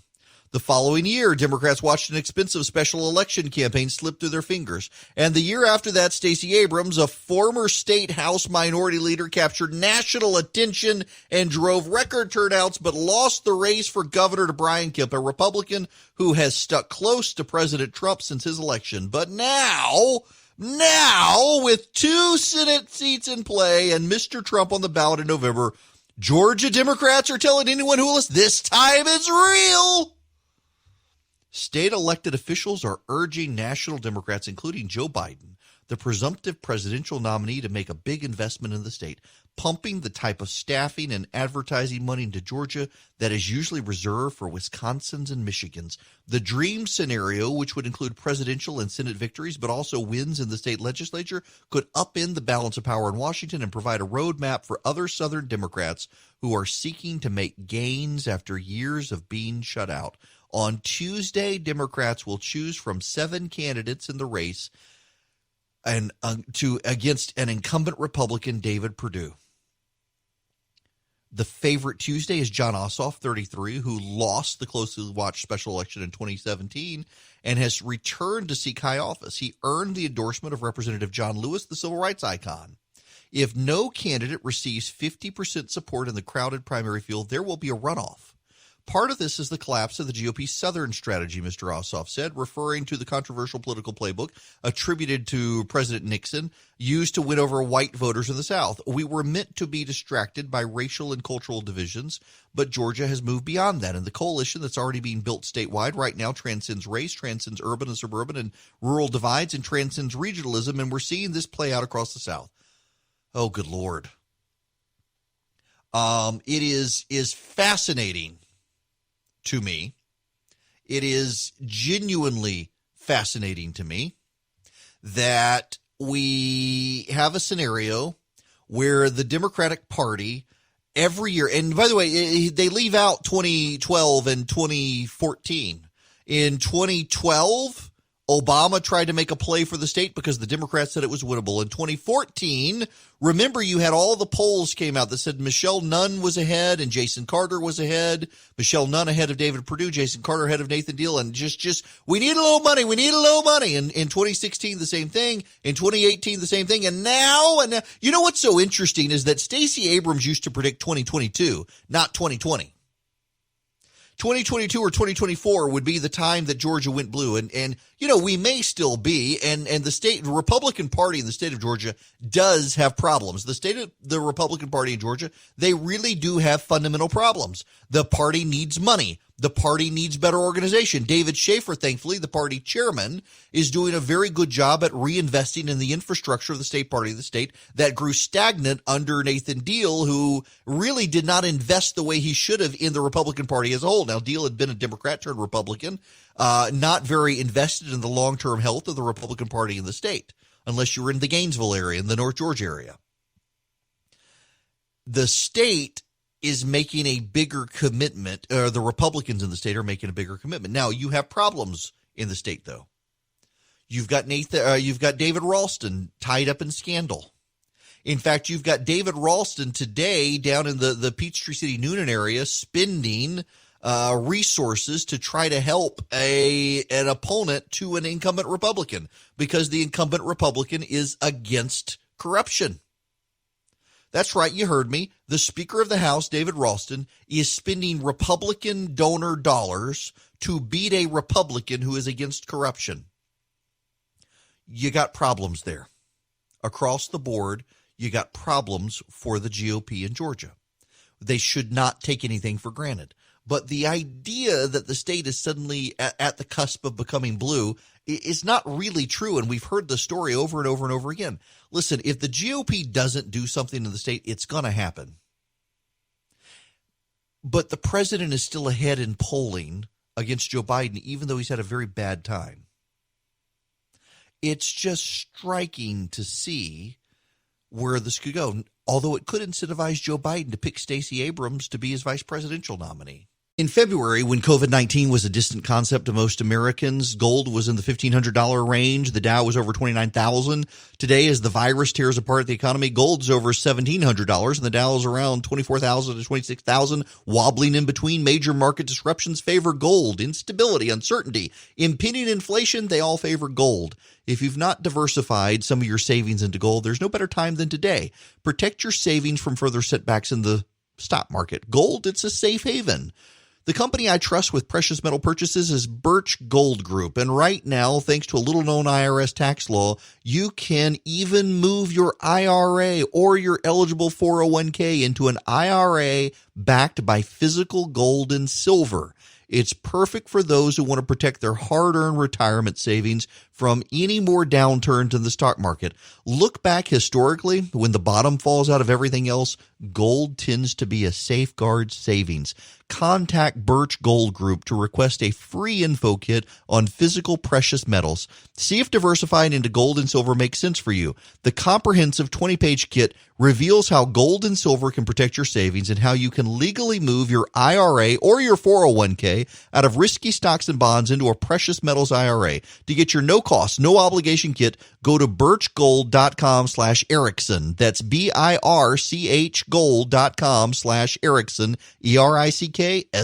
Hello there. Welcome. It is Eric Erickson here. The Eric Erickson Show. The phone number is 877-97-ERIC, 877-973-7425. There is, I mentioned that there is a big Democratic turnout in Georgia. There's all these stories. Is Georgia going to turn blue? And they're looking at the primary turnout. But you got to remember that the major contest, now there are in some parts of the state. So you've got the 6th, the 7th, the 14th, and the 9th. And those are high population areas of the state. And you've got contested primaries. You've got the Tom Graves seat. You've got the Doug Collins seat. You've got the Lucy McBath seat. You've got the Rob Woodall seat. those are contested races for Republicans, and there are a ton of people running in those races. But on the Democratic side, you've also got some highly contested races in, for example, Gwinnett County. So in Gwinnett County, you've got this big wave underway moving the county more towards the Democrats, and the Democrats are turning out. So you're going to see these stories come out about how, oh, look at the primary. Democrats overwhelmed Republicans in the state. Yeah, except when you get into the local elections, a whole lot of people are voting in the – I mean, I'm voting in the Democratic ballot. Because that's the only contested race. David Perdue's race, not contested. The president's race, not contested. In my area, congressman, not really contested. There are two people put their names on the ballot, but nobody takes them seriously. The state house race, not contested. State senate race, not contested. So it depends on where you go in the state where you're going to see this turnout. And the media will make a big deal out of the Democrats turning out so overwhelmingly, much more so than the Republicans. But I would be careful with that. Now, you do need to turn out and vote. If you haven't voted absentee ballot, you can vote until 7 o'clock today, except in Fulton County. I'm told all over the state the lines are moving very smoothly. People are social distancing. People are wearing masks. They're going through quickly and efficiently, and you got the new machines today. And that ultimately is why I decided not to run out and do an absentee ballot. I want to go see the new machine. So I'll go vote. When I'm done with the show, I'm going to go over and vote. My polling precinct is just across the street from my neighborhood. And guess what is it? Used to be Maple White. Now it's Turning Point. I don't know. So we've got this church across the street from us. And the church was Maple White, and now it's got a sign that says Turning Point at Maple White, and I'm never quite sure what's up with that. But that's my polling precinct, and it's near my neighborhood, so I'll go right across and be able to vote. And it never – well, I take that back. In 2018 in the governor's race, it probably took me 30 minutes to vote. Normally it takes less than 10. And apparently polling is very light over there. You know, I can fly my drone over and see what the line looks like. I should do that, but it's not a bad line. So I'll go vote, but just keep that in mind. Now, the Republicans presume that Jon Ossoff is going to win the Democratic primary for the U.S. Senate. They presume that he will be the nominee, and I'm already starting to get the mail on Jon Ossoff. Here's the thing with Jon Ossoff. He checks the boxes for the national media. Telegenic, young, progressive Democrat who, when the cameras are rolling, starts speaking with the cadence of Barack Obama, saying all sorts of grand and glorious, vapid platitudes that don't actually mean anything. In fact, if I were the Purdue camp or an outside group, I would take all of Jon Ossoff's statements and I would just run them. They're just word salads. I believe in the future of the people that the people themselves will bring if the government rises up to the people to give them what the people desire to bring to the people. I believe, yes, we can. And the Democrats are like, oh, he's just like Barack Obama. And you're like, what the hell did that guy just say? I mean, that is Jon Ossoff. I believe that we can change the change that we need to change to bring about the change in our community for the greater cause of change, for the great union of the People's Republic of what we want to change it to. Oh, Jon Ossoff, you're so... The normal people are like, what did this guy just say? I mean, you could feature an ad of Jon Ossoff where you literally have somebody diagram. Now, not that anybody knows what diagramming a sentence is anymore, but you would diagram the sentence and just question, what is this guy saying? I mean, because that is his shtick. I mean, Jon Ossoff says the most profound, high soaring rhetoric things until you actually pay attention to what he's actually saying, and then you realize that he's really not saying anything. It's change will not come if we wait for some other person or if we wait for some other time. We are the change. I'm not going to keep playing that out because the audio is so low on that, but you get it, Jay. We are the change we've been waiting for. That is a Barack Obama line that John Ossoff would. Let's think. What are some of the other word salads that John Ossoff? We need to defund the police by reforming the police with more money from the federal government to defund the police at the local level so that we can pay them more and so that we can have a reformed police. Thank you. Thank you very much. So he's probably going to be the Democratic nominee. More likely than not, there won't be a runoff. Can I just for a moment, please? I need to pivot. I need to rearrange my microphone because I need to look sincerely at the camera for just a moment. Dear Teresa Tomlinson, you tried to think out the box by running from everyone, by running your campaign from Columbus. You didn't want to be in the Atlanta media market. You wanted to show that you were a candidate for the rest of Georgia and then never went to the rest of Georgia to actually campaign. You decided that you were going to out-progressive Ted Terry, a man who outraised you before he went away for failure to raise any money and yet still left a mark on the race by getting you to beclown yourself on camera by saying you were more progressive than him in the scorecards of progressivism because you were a 98 and he was a 95.5. And your campaign, well, you never set yourself up to take on a guy like John Ossoff because, well, you just never had your ducks in a row. You were a mayor of Columbus, probably no more qualified to be senator than John Ossoff, and yet you were elected and you couldn't do anything with it. And John Ossoff today, well, he's probably going to get out of this without even a runoff, but hey, just to make you feel better, John Ossoff took a few shots at you in his latest attacks just so you would feel like you were heard. Don't ever say you were ignored, Teresa. Now, goodbye. I just, the Teresa Tomlinson campaign befuddled. She got all of these Democrats to rally to her. She got all of these Democrat endorsements. I think Roy Barnes endorsed her. She got a whole bunch of endorsements. And then she just completely fell flat. It was bizarre. She fell flat. Couldn't go anywhere with her campaign. She lost people. She had a hard time managing the people. She micromanaged her campaign. The whole thing was bizarre. And then there's Sarah Riggs-Amico.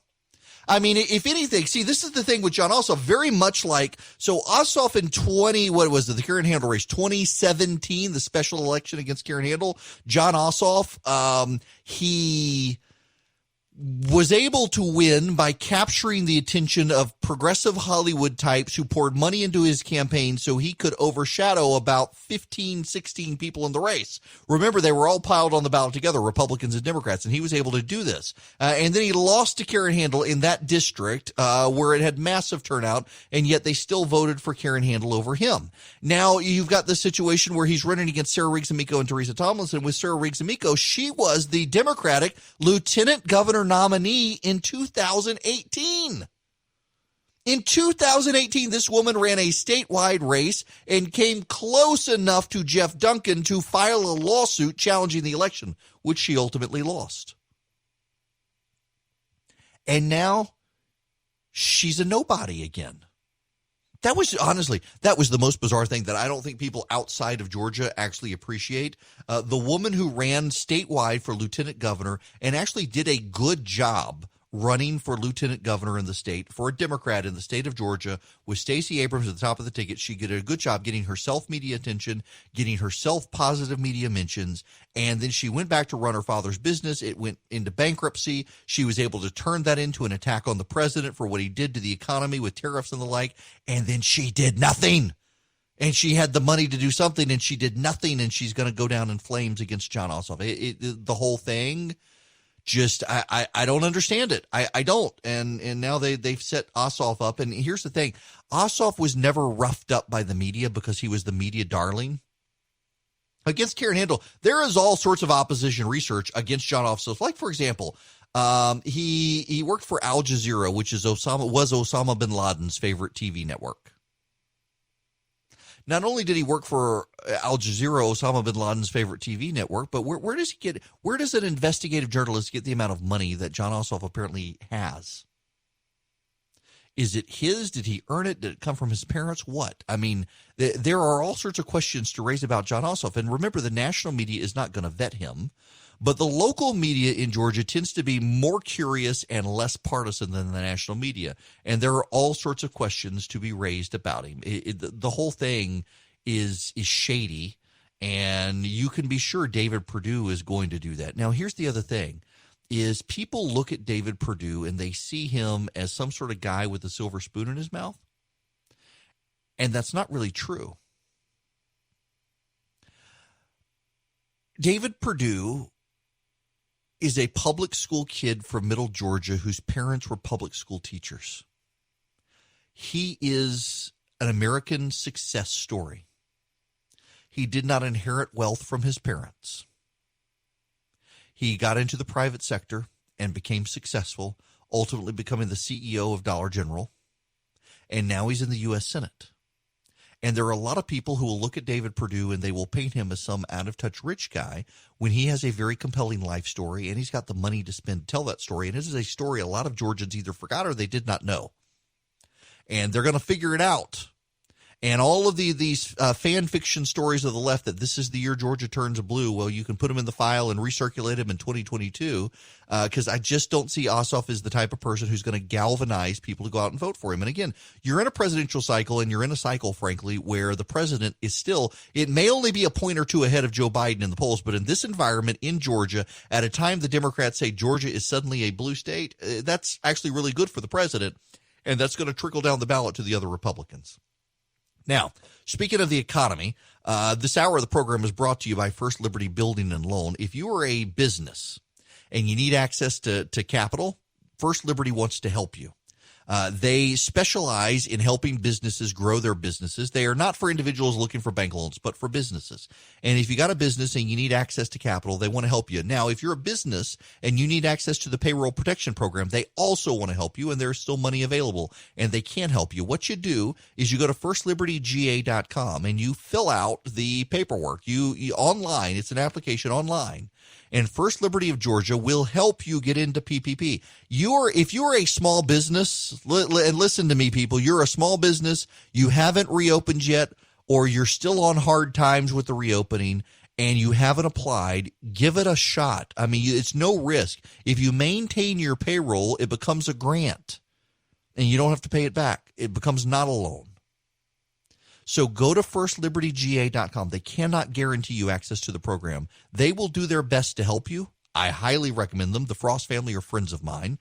They've been doing this since the early 90s, helping small and mid-sized businesses become big businesses, and they can help your business get into the payroll protection program. It's firstlibertyga.com is their website. Hello there. The phone number, if you want to be a part of the program, 877-97-ERIC, 877-973-7425. Well, the New York Times has gotten in on the act on the hate crimes legislation in Georgia, and apparently we made bigger news than we expected yesterday.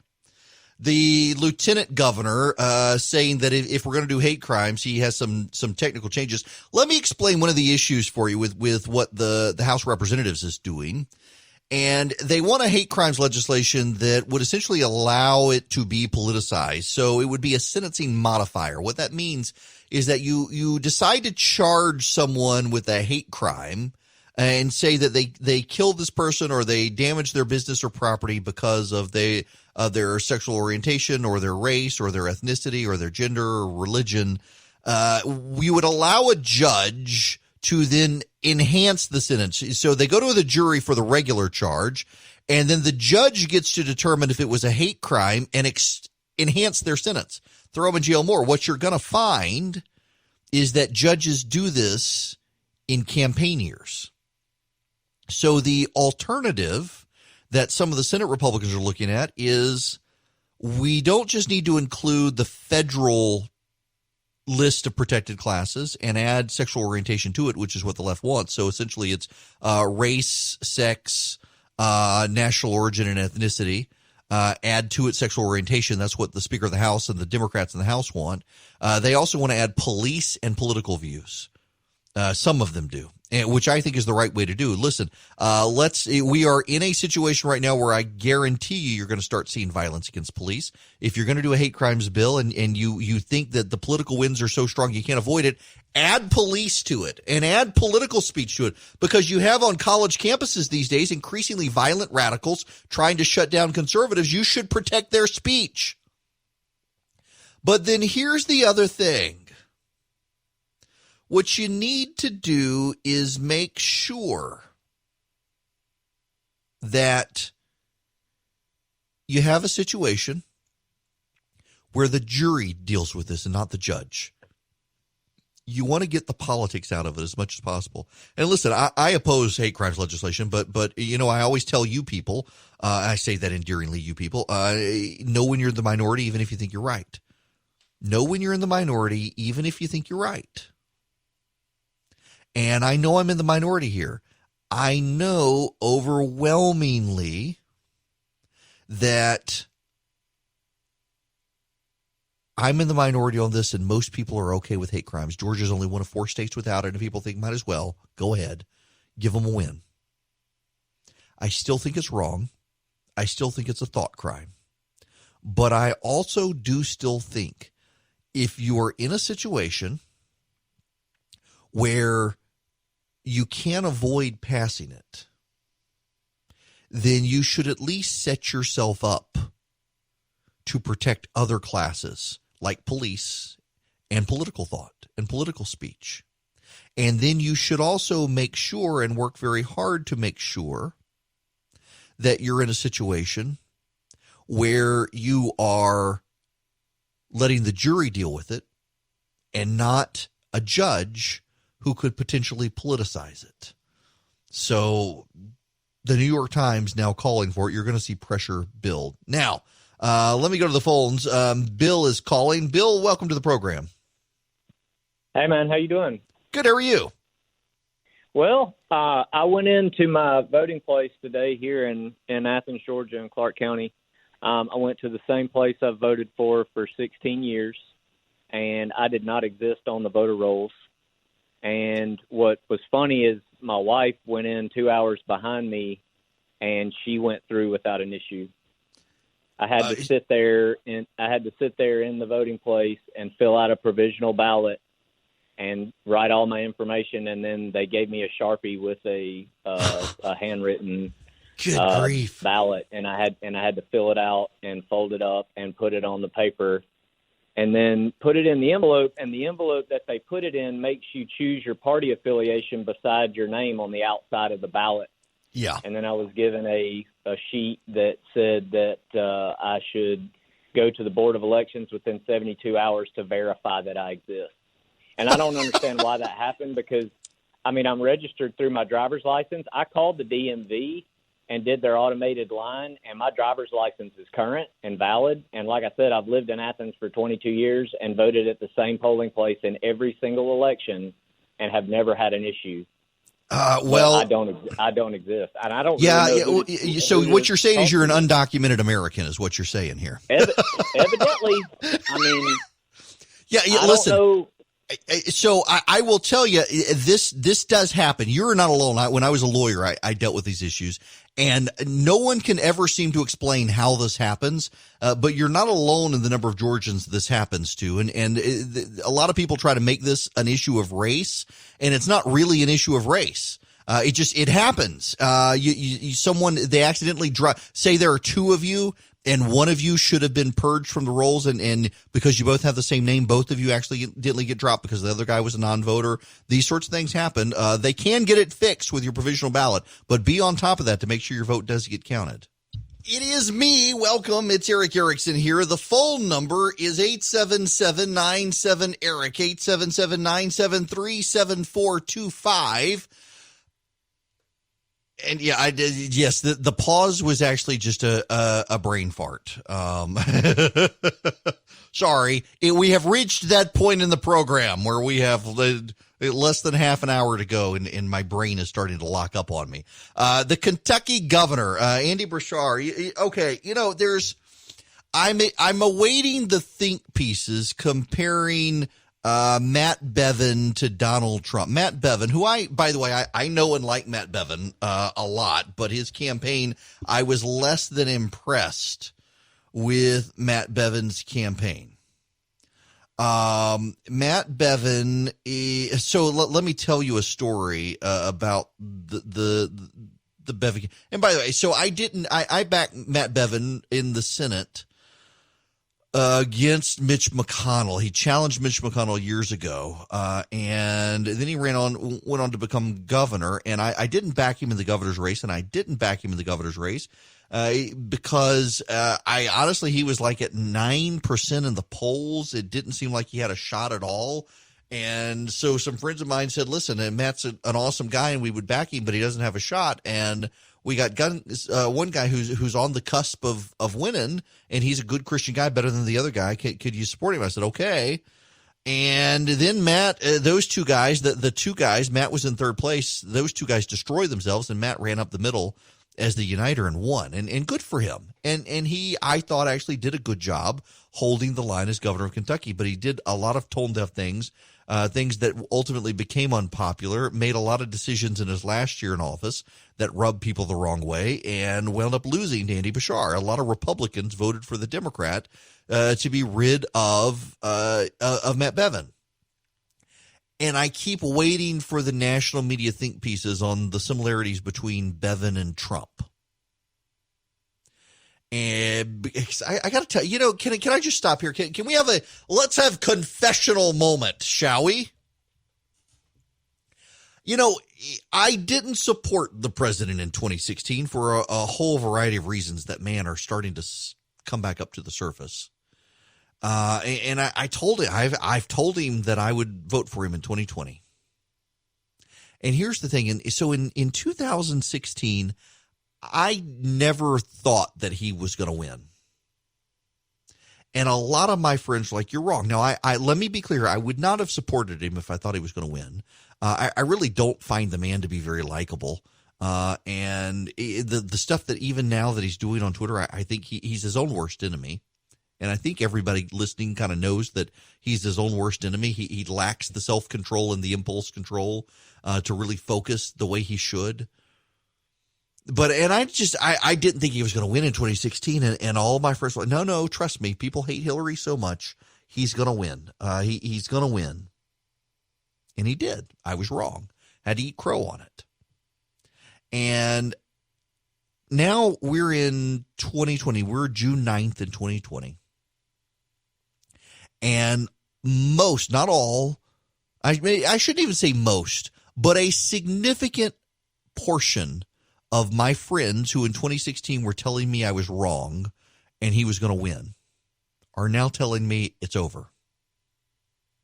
And I'm the guy saying, no, it's June. It can't be over. It's June. We haven't even had the conventions yet. We don't even know who Joe Biden's vice presidential pick is going to be. And these guys are like, nope, it's over. He clearly doesn't want to win. And I got to tell you, I understand where they're coming from.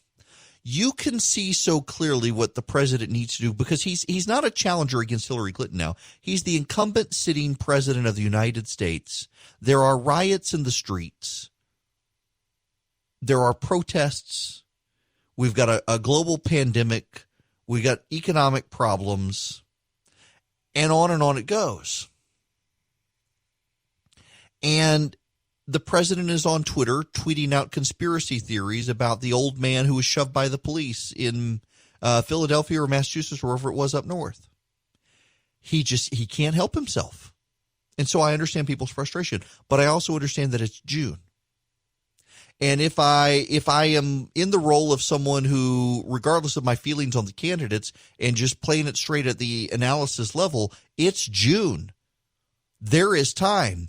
Now, Biden's lead continues to go up in the polling, and the polling is not really wrong per se.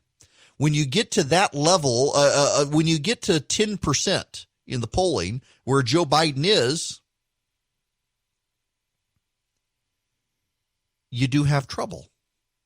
And the president's team knows it. There was a crisis meeting among the president's advisors over the weekends on what to do and trying to get the president to focus on a message. And this president doesn't like to focus on a message. This president actually believes, and he's got plenty of data to back him up on this, that he's right. He believes that he's his own best messenger. The problem is the president's his own worst enemy as well. You know, so I was driving through, if you've ever been to Middle Georgia, the Lizella area is just gorgeous. It's rural Bibb County. Now, everybody thinks of Bibb County as Macon, and the city and the county consolidated, so it's Macon-Bibb County, but there is an unincorporated area called Lizella. It is God's country with God's people, and it is beautiful. It is rural. There are pastures, there are woods, there's hunting land, there's land to RV, there are lakes. Man, there's land out on Lake Tobosoffke and Macon, and I thought, man, if I could win the lottery, I'd build a house out there. It's pretty land and good people. But I noticed something. We were just riding around the other day, and I noticed that there are flags up in a lot of people's yards, and they're Trump 2020 flags. There's somebody on near me who actually has an American flag up and also a Trump 2020 flag. I don't ever remember any presidential candidates' flags flying in people's yards as if they're of that person's nation or state. And there are Trump 2020 flags all over the place. The Lizelle area down towards Byron, in Peach County, in that area, you see it all the time now. Where you used to see the old Georgia flag, you see Trump flags now. And these are good people, salt of the earth people. And they feel genuinely left behind by society. They're lower middle class to poor. And they have been betrayed by both political parties. They have been lied to by both political parties. They supported George W. Bush. He was going to keep them safe. And then after 2004, he decided to put Harriet Miers on the Supreme Court and do immigration reform that gave amnesty to illegal aliens who were taking the jobs that displaced these people and put them in their economic situation. Barack Obama decided to go after their faith-based communities, their church-based nonprofits. He wanted them to pay for people's abortions. He was anathema to him. So here comes the President of the United States, Donald Trump, who says to these people, I am your guy, and you will be mine. I'll be your president, and you will be my people. And they had nowhere else to go. They didn't have a home with any of the other Republicans. They didn't have a home within the Democratic Party, so they went with Trump, the guy they watched on TV, the guy they knew he could be crass and vulgar, but he was with them, and they believed him. They knew he connected with them, and he still has their back, so they have his back. This is in my lifetime, I do not recall a candidate like Donald Trump, a president like Donald Trump, who has so many Republican Party power players who publicly praise him and privately loathe him. But they all fear these voters of his. And frankly, a lot of them drip with disdain for these voters.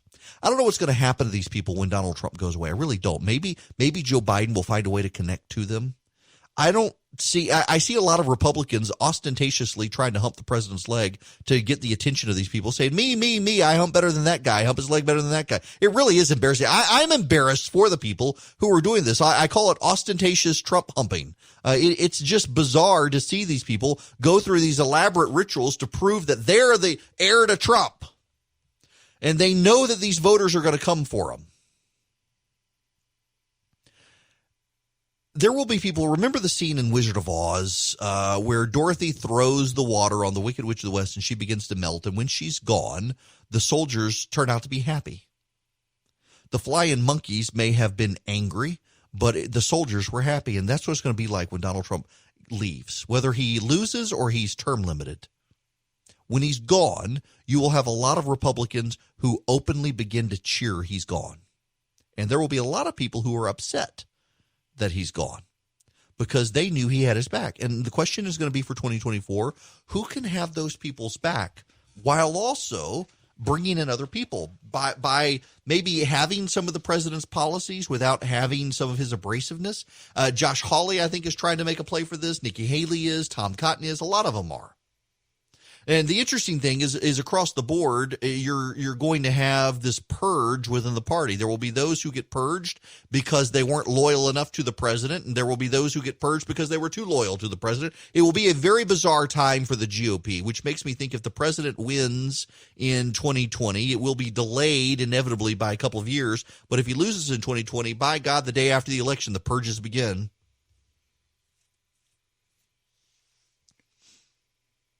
These voters who fly the Trump flags, they're going to turn on John Bolton when his book comes out. You know, they've loved John Bolton. This is the crazy thing, how quickly people will turn on someone who they believe betrays the president. John Bolton has been a hero for many of these people for years.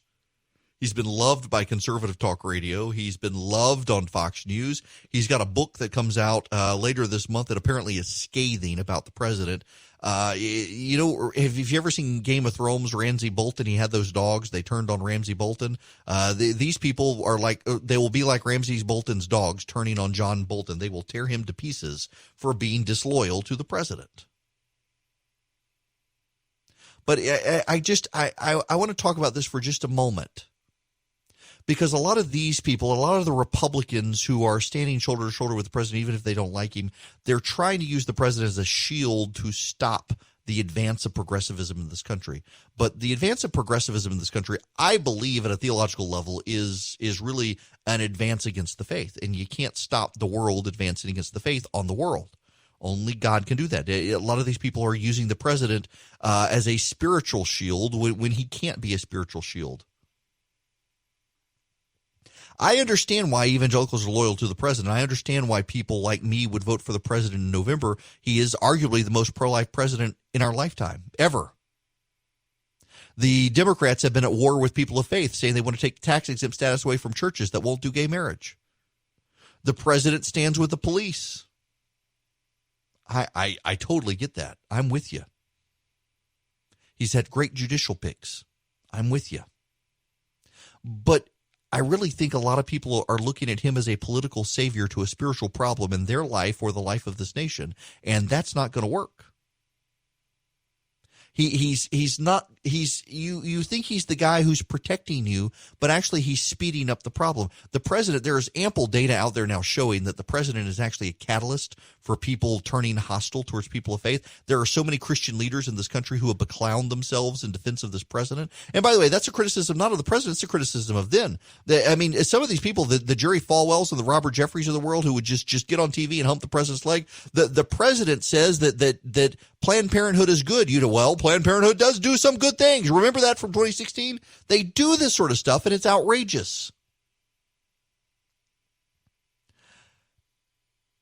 To many people, regardless of party, they think they can and should behave like the president. This is what I've said all the time. He's got this great superpower where the president gets people to act in the way they believe he acts.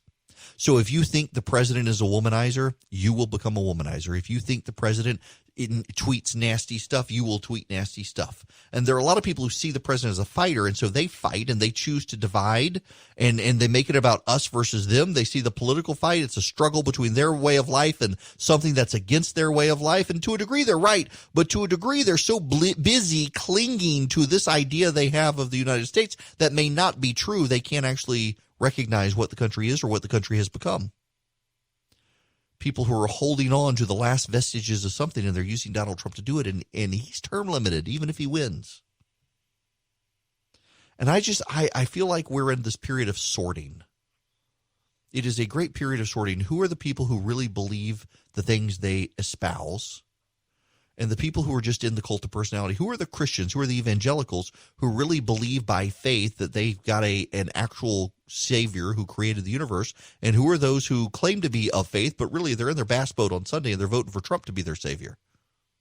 Who are the people who really believe limited government is good and we need to control our finances versus those who just mouth off about it, but they're happy to turn a blind eye when their party does all the stuff they say they disagree with? We're in this sorting period in this country, and it's on both sides of the aisle. And Donald Trump is not going to save us from progressivism, because progressivism is the world without God. And the things of the world hate the things of God, and it is on the march until the second coming. And I just would caution people, everyone, to not put your faith and your hope and your trust in men. And particularly on the Democratic side these days with racial injustice and intolerance and hostility, do you really believe the government that brought you Jim Crow is the government that's going to solve this problem? Do you really believe the government that put your kids in failing public schools and won't let you get them out of there is the government that's going to solve this problem?